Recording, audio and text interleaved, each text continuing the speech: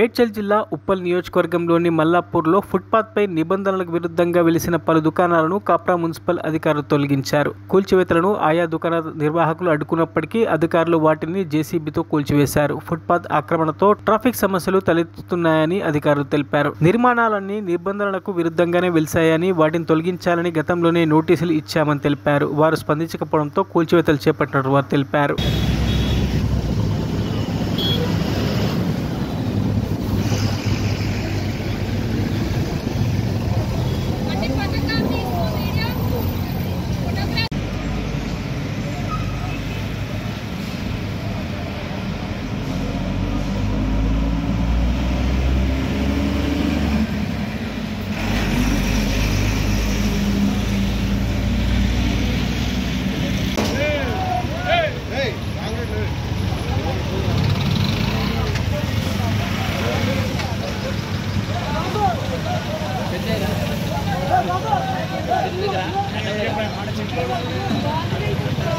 మరిన్ని అప్డేట్స్ కోసం మా ఛానల్ని సబ్స్క్రైబ్ చేయండి.